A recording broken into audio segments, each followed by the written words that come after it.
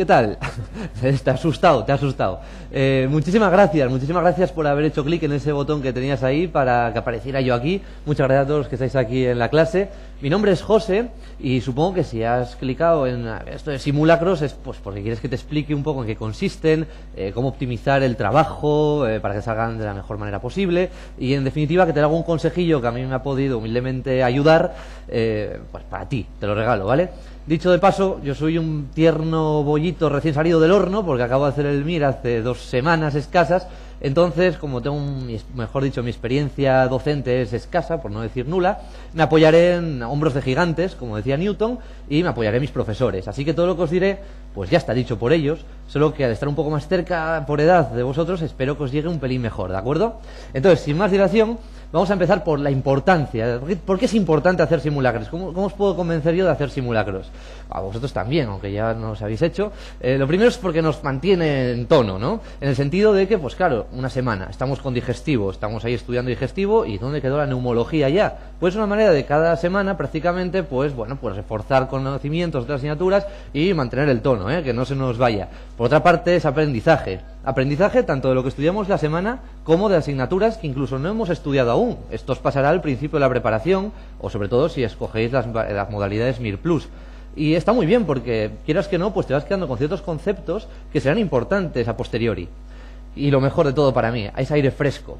Aire fresco porque estás toda la semana, no me lo puedo creer, vamos, el día no tiene horas para estudiar tanto y llega el sábado y te relajas, por fin, haces un simulacro. De hecho, vamos, mi frustración mayor era esas semanas, claro, no se puede hacer simulacros todas las semanas, insisto, mi frustración mayor era esas semanas donde no había simulacro y había que estudiar, ¿no? Eso era duro, por eso hay que aprovechar esos sábados de simulacro. En cierta manera nos ayuda a conocernos a nosotros mismos, pues porque pues no te das cuenta, como era mi caso, de lo poco que sabías de ginecología hasta que llegaba el simulacro. Y bueno, pues en cierta manera también te ayuda a conocerte de cara al MIR, que será muy importante. Por ejemplo, si fallas más en preguntas negativas, sobre si es un despistado y no haces más que fallar preguntas leyendo correcta en lugar de incorrecta, y cosas así que quieras que no en la vida te ayudan a conocerte a ti mismo. Aunque obviamente a nivel objetivo lo más importante es que es un entrenamiento de cara a tu día, el día más importante, que va a ser pues algún día de enero o febrero, que será el día del MIR. Así que, teniendo eso en mente claro, vamos a pasar al siguiente punto, que es cómo hacerlos. ¿Qué consejos te puedo dar así por encima de cómo hacerlos? Y he dividido así las diapositivas, unas diapositivas muy curradas, como podéis ver, porque creía que era más importante que miréis a mí para comentaros mis opiniones. Lo he dividido en 2 partes, porque lo primero es qué hacer a nivel anímico y luego cómo contestar, cómo enfrentar las preguntas, ¿de acuerdo? A nivel anímico, es importante desde el día antes. Yo tampoco me volvía loco al respecto. Lo que quería hacer, y ya lo ligo con el segundo punto, es respecto a qué horario es mejor. Sabéis que, pues, dependiendo del año, pues hay una serie de horarios, o sea, a las 9 de la mañana, 1:30 de la tarde, pues en teoría el que te toque para empezar. Ahora, si puedes hacer algún chanchullito, algún truquito con algún amigo tuyo, pues yo, mi opinión, obviamente, era por la tarde. ¿Por qué? Porque me permitía tener un poco más, de tiempo por la noche. No para salir de fiesta y desmadrarte, pero sí pues igual tomarte una cerveza más de la cuenta o pues ver una película hasta un poco más tarde. Pero eso según tu opción, porque igual prefieres tener un poco más de tiempo ahí entre el simulacro para comer y luego ya te sumas a la corrección, ¿de acuerdo? Una vez pasado ese día antes, tenemos el previo. El previo lo he llamado al momento en el que te levantas. Es muy importante, ya sabéis, comer muy bien, comer hidratos de absorción, ya sabéis, de larga duración. No comáis ahí un filete, por ejemplo, dejadlo para la noche, que además si no engordáis al revés. Y también es muy importante la logística. Por cierto, que se me olvidaba, también ir al baño antes, a poder ser. Más que nada para no molestar al de al lado innecesariamente. Es decir, si podéis ir antes, id antes. Si podéis tomar agua un poco antes y nutriros bien antes, mejor, ¿no? Que no os desconcentráis en mitad del examen y es importante estar centrados. A nivel logístico, yo no voy a decir aquí que lo que tenéis que hacer, obviamente, cada uno que haga lo que quiera, pero sabéis que hay gente que lleva pues de todo, lleva 20.000 subrayadores, que lleva 20.000, lleva la despensa entera, ¿no? Que pasa por el Alimerca como paso previo, o incluso el día antes para ir preparado. Yo normalmente iba con un boli, la verdad que no llevaba ni el subrayador, que dicho sea de paso os recomiendo porque es así como lo recomienda el curso y está muy bien, para que marquéis las preguntas que son negativas o cosas que hay que destacar. A mí personalmente me valía con un boli, me sentía mucho más cómodo porque así estábamos el examen, el papel, el de al lado con los kikos y yo. Estaba mucho más cómodo. El nivel del timing, me refiero con esto, y esto es muy complicado que os lo explique así yo de entrada, a lo importante que es también regular las preguntas que tiene el examen y el tiempo del que disponéis, de manera que estaréis aprendiendo cuánto tiempo tenéis que dedicar a las imágenes, si tenéis que hacer alguna parada en el medio, cosa que no recomiendo porque os va a distraer, aunque si la necesitáis y vosotros sabéis que sois los que mejor os conocéis, que tenéis que hacerla, pues la hacéis. Bueno, eso tenéis que regularos a vosotros mismos, ¿vale? A vuestro rollo. Y os decía, a nivel de cómo ejecutar el examen, lo primero que yo hacía era mirar la última frase de la pregunta, que paradójicamente suele ser también una pregunta. En ese momento, si aparece algo como incorrecta, falsa, no, esto ya lo sabéis de sobra, las preguntas negativas se subraya con el magnífico subrayador rosa, o si no, en mi caso, con un bolígrafo, ¿no? De normal tamaño. Esto lo ligamos con preguntas largas, porque cuando te encuentras un parrafón así enorme, dices tú, ¿qué hago yo con esto si no me da el tiempo? Lo mismo, tenés la última pregunta del examen, no, de la pregunta en la que estés, y te fijas, pues, ¿qué te dice? ¿Qué te pregunta? Porque muchas veces el resto de la pregunta pues no te vale para nada, es material sobrante, el examinador te la pone para distraerte, para ponerte nervioso, son tenebrosos y además van ahí a hacer daño y entonces pues no vale para nada y con la pregunta ya las acabas.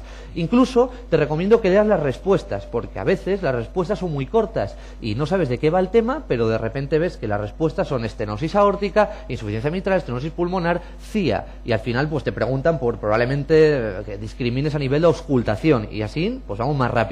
Por supuesto, ya sabéis, me salto el punto de las imágenes, pues porque quiero yo ahora. ¿No sabéis una pregunta? La contestáis. Ahora hay 4 respuestas, por tanto, conviene contestar. Así que ya sabéis, no quiero... Tengo un ejemplo muy rápido de una chica que hacía enfermería, que ya sabéis que más o menos la misma modalidad, y dejó 20 preguntas sin contestar en nuestro año. Bueno, pues 20 preguntas sin contestar es no coger plaza, es asumir tu destino allí en ese momento. Ya que estás, las contestáis, ¿vale? Si no, os acordáis de mí. Y sobre las imágenes, tenéis 2 opciones. O las hacéis al principio o las hacéis al final. Hombre, podéis hacerla como os dé la gana, también por el medio salteada con logaritmos raros por el medio, pero a priori o al principio o al final. Yo las hacía al principio, porque para mí era como muy frustrante, era un momento en el que yo no calibro bien el tiempo que tarda en hacer una pregunta de imagen y en cambio las otras pues sé que más o menos 1 minuto por pregunta. Prefiero quitarme las imágenes del medio y luego ya calibrar bien lo que tengo que hacer. Tal vez prefieras ir más tranquilo, porque sabéis que ponen un poco más nervioso las imágenes de la cuenta, y entonces preferís hacer las preguntas normales al principio y las imágenes al final. Como queráis. En cualquier caso, ya sabéis, tenéis que conoceros a vosotros mismos. Y a nivel de subrayado, lo pongo ahí simplemente a nivel anecdótico, por lo que os comentaba antes. A mí me valía con un bolígrafo para destacar los puntos importantes, pero eso tenéis que hacerlo y practicarlo bien. No vaya a ser que os comáis, pues lo que sé, que estáis haciendo una pregunta y es un VIH, un SIDA, y no lo sabíais. Bueno, pues conviene saberlo en esos casos, ¿de acuerdo?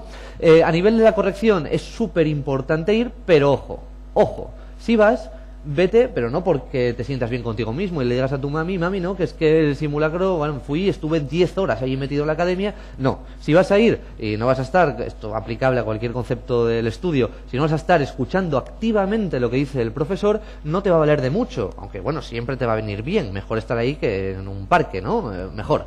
Pero ya que os digo que si vais, estéis con escucha activa, ¿de acuerdo? Con escucha activa. Toméis apuntes, estad con un bolígrafo y así os animáis a no perder el hilo, tomando apuntes lo que dice el profesor, hasta ponerlo a parir si queréis, que ese profesor no me gusta lo que acaba de decir aquí, pues lo apuntáis, lo miráis en casa y así también estáis activos.